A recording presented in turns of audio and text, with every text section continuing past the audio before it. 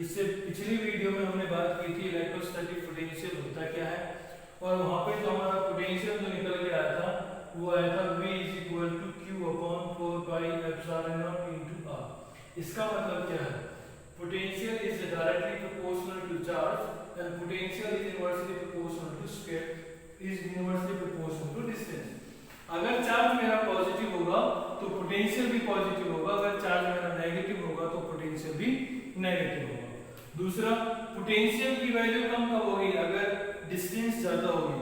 अगर डिस्टेंस कम होगी तो पोटेंशियल ज्यादा होगा।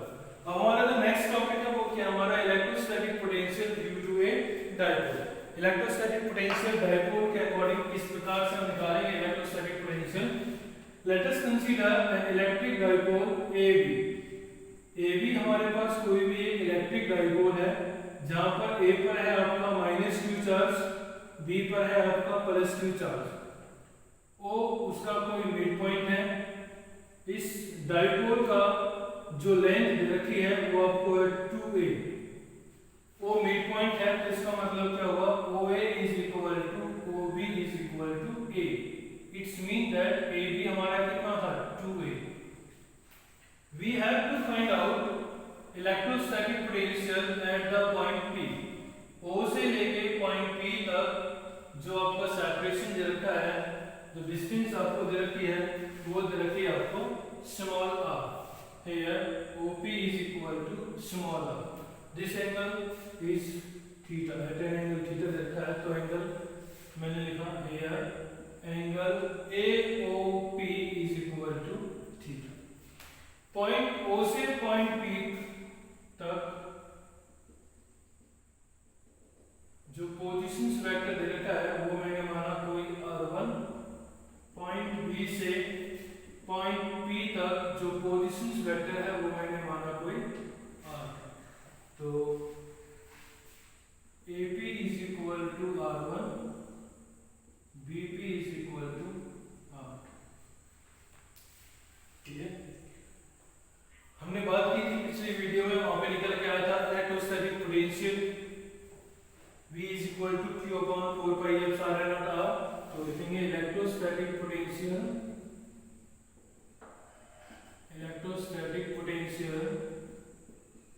Due to +q charge at point A is, उसको मैंने कंसीडर किया V1। तो मैंने बताया था अगर चार्ज मेरा पॉजिटिव है तो पोटेंशियल भी पॉजिटिव होगा, चार्ज मेरा नेगेटिव है तो पोटेंशियल भी नेगेटिव होगा। तो V1 की वैल्यू क्या आएगी? +q/4πε0 r1। This is the equation number 1। Now electrostatic potential due to -q charge at point B। Point B पर पोटेंशियल को मैंने माना V2।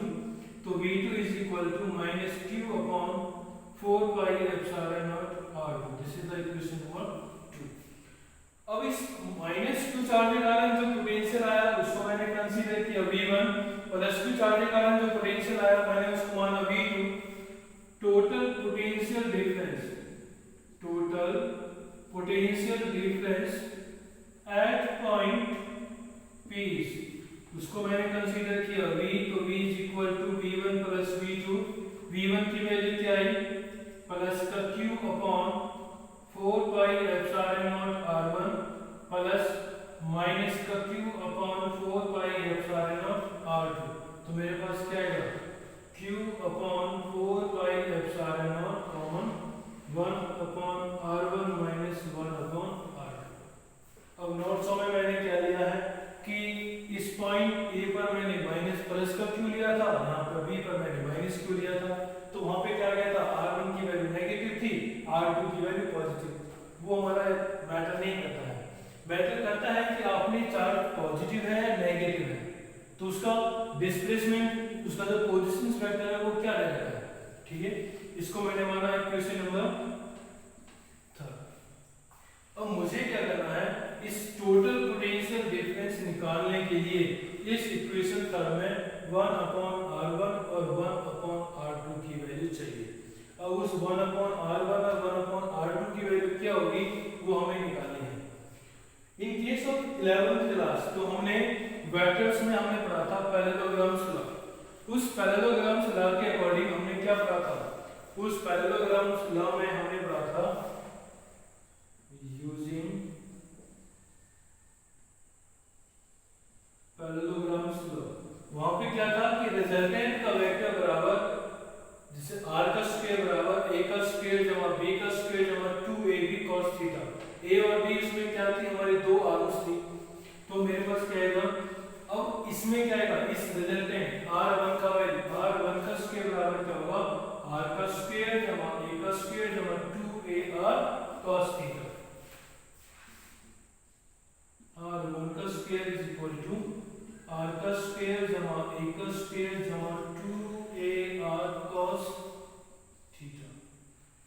सिमिलरली r2 का स्क्वायर की वैल्यू क्या होगी, r का स्क्वायर जमा a का स्क्वायर जमा 2ar cos।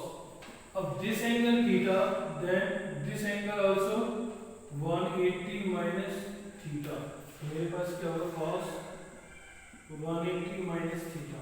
तो मेरे पास क्या आएगा r का स्क्वायर जमा a का square minus 2ar cos theta because cos 180 minus theta is equal to minus cos theta. यहाँ से r2 का स्क्वायर की वैल्यू आ गई है, तो r1 का स्क्वायर की वैल्यू कितनी है, r का स्क्वायर जमा a का स्क्वायर जमा 2ar cos थीटा। r2 का स्क्वायर की वैल्यू क्या है, r का स्क्वायर जमा a का स्क्वायर माइनस का 2ar cos theta. This is our equation number 4 and this is our equation number 5. Now using equation 4 क्या थी, r1 का स्क्वायर बराबर r का स्क्वायर जमा a का स्क्वायर जमा 2ar cos theta.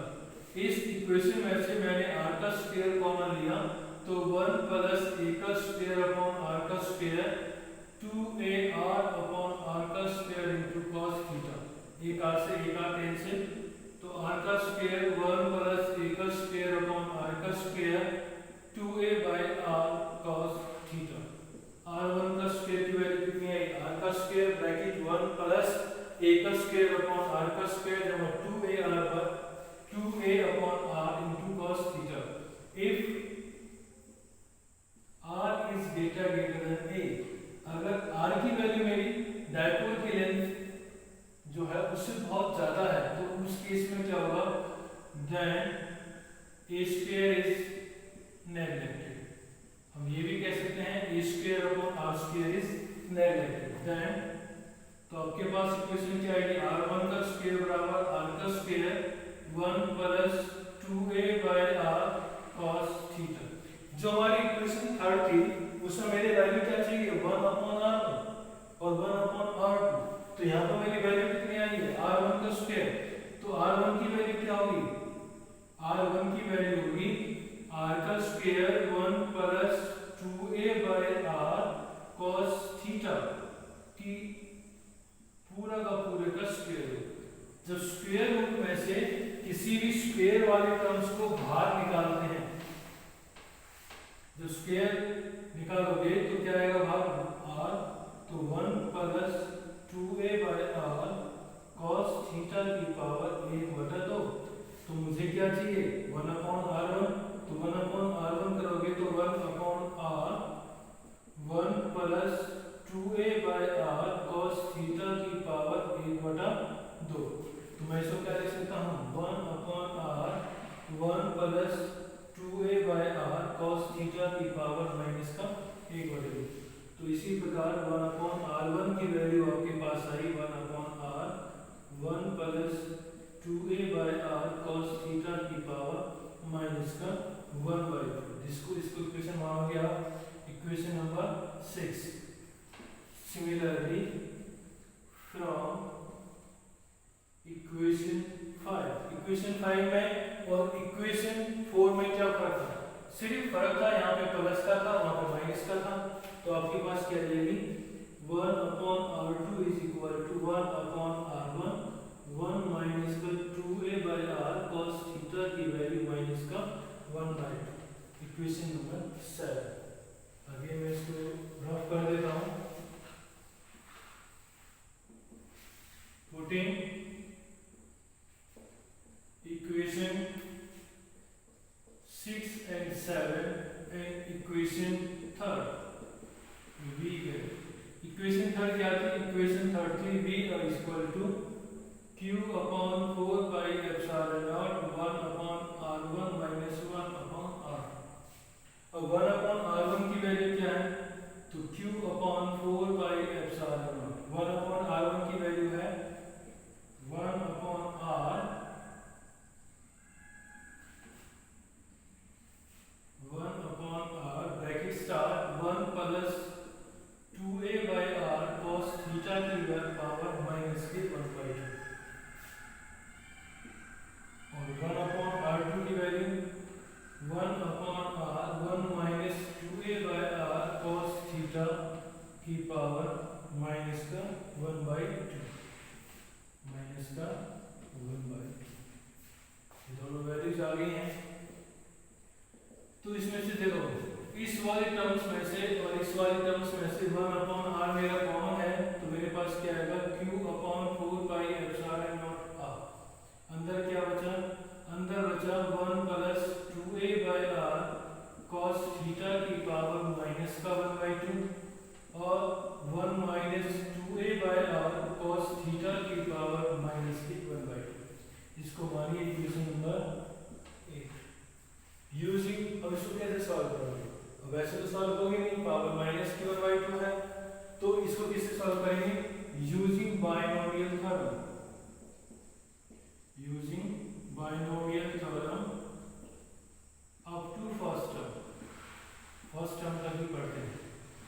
Binomial theorem क्या थी? 1 प्लस x की पावर n, वो क्या था? 1 plus nx plus n bracket n minus 1 x का स्क्वायर अपॉन 2 का factorial plus n bracket n minus 1 n minus 2 x का स्क्वायर अपॉन 3 का फैक्टोरियल अप टू दिस। मुझे करना कहाँ था? सिर्फ फर्स्ट टर्म, मतलब सिर्फ ध्यान रख पढ़ना है। आगे वाली जो हाइजर पावर्स की टर्म्स है उसको मैंने यूज करना ही नहीं, लेना ही नहीं, मुझे सिर्फ इतना लेना है, क्योंकि छोटी से छोटी क्वांटिटी को अगर आप बार बार स्क्वायर करोगे, क्यूब करोगे, तो उसकी क्वांटिटी और भी कम होती चली जाएगी। ठीक है, तो 1 प्लस x की पावर n कितना है? 1 प्लस mx। अब आप इसको सॉल्व कैसे करोगे? तो इसको सॉल्व करते हैं। v is equal to q upon 4 pi epsilon nought into r। 1 plus x की पावर n की वैल्यू कितनी है? माइनस का 1/2। तो इसको जब सॉल्व करोगे तो क्या था? यूजिंग बाइनोमियल थ्योरम से 1 प्लस nx, n की वैल्यू कितनी है? माइनस का 1/2। x की वैल्यू कितनी है? प्लस का 2a by r cos theta. ये तो सॉल्व हो गया आपका फर्स्ट टर्म तक। इसके बाद क्या है? इसके बाद है 1 प्लस mx। 1 प्लस n की वैल्यू कितनी है? माइनस का 1/2 और x की वैल्यू कितनी है? माइनस का 2a by r cos theta. ठीक है, ये आपका बाइनोमियल थ्योरम से सॉल्व हो गया। इसको सॉल्व कीजिए आगे। तो q upon 4 pi epsilon not r 1, 2 से 2 कैंसिल, यहाँ भी 2 से 2 कैंसिल हो जाएगा, तो 1 plus minus minus minus plus minus, 1 minus a by r cos theta minus plus plus plus minus minus minus minus plus plus a by r cos q upon 4 pi epsilon not r। तो value क्या आएगी? 1 minus का a by r cos theta minus 1 minus का a by r cos theta. Minus plus से minus, plus minus के जब cancel out हो गया, तो v की वैल्यू क्या है? v की वैल्यू आपके पास आएगी q upon 4 pi epsilon nought into r minus का a by r cos theta minus का a by r cos theta, तो माइनस का 2a by r cos theta. तो q इनटू a क्या होता है? माइनस p, तो p into cos theta minus का p into cos theta upon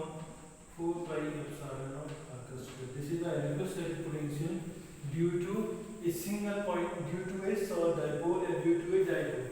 अब यहाँ पे माइनस साइन है, अगर आपने इस प्लस की जगह पर माइनस लिया होता, माइनस की जगह प्लस लिया होता तो प्लस का साइन चेंज का सिर्फ इतना फर्क होगा कि आपके पास जो वैल्यू प्लस की है वो माइनस की हो जाएगी, माइनस की प्लस होगी, उससे कोई दिक्कत नहीं है। दिक्कत सिर्फ ये आती है कि अगर आपने यहाँ पे प्लस का लिया होता और वहाँ पे आप माइनस का लेके चलते तो वहाँ पे गलत था। यहाँ पे हमने माइनस क्यू चार्ज लिया है, यहाँ पे प्लस क्यू चार्ज लिया है, क्योंकि इलेक्ट्रिक डाइपोल क्या होता है? इलेक्ट्रिक डाइपोल होता है कि when two equal and opposite charge are separated by a small distance of 2a। हमारे पास इक्वल और अपोजिट चार्ज है, दोनों का चार्ज का मैग्नीट्यूड सेम है, परंतु दोनों का वैल्यू क्या है? एक पॉजिटिव है, दूसरा नेगेटिव है।